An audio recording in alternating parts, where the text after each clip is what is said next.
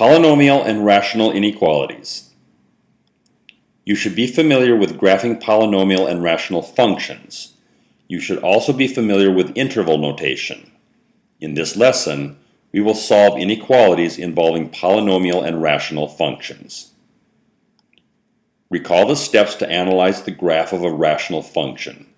In particular, we divided the number line at the x-intercepts, which occur when the numerator is 0, at the vertical asymptotes, which occur when the denominator is 0, then determined on which intervals the function was positive and negative. It was easiest to do this when the function was written in factored form.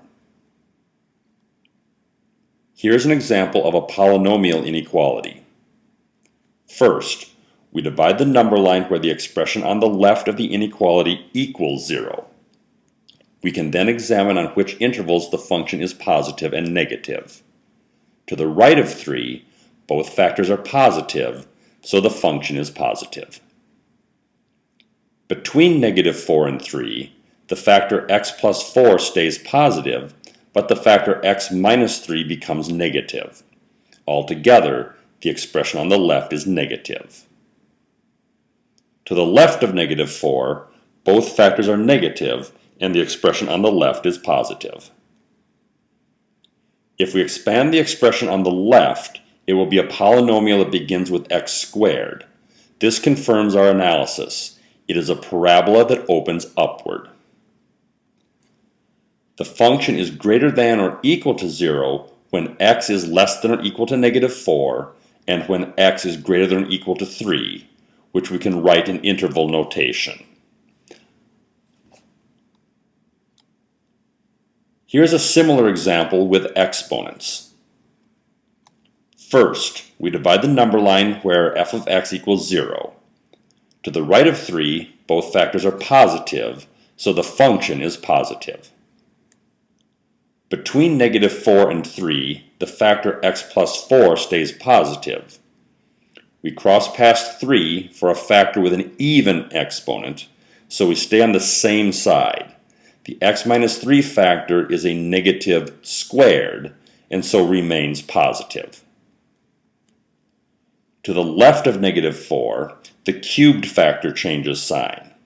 Since it is an odd power, the graph will cross the axis to the negative side. If we expand f of x, it will be a polynomial that begins x to the 5th. This confirms our analysis. An odd power of x begins on the negative side to the left and ends on the positive side at the right. The function is less than 0 on the intervals where the function is negative, that is, when x is less than -4. We also need to include the points where the function equals 0. In other words, we include the points -4 and 3. The solution is the interval x is less than or equal to -4 plus the single point 3.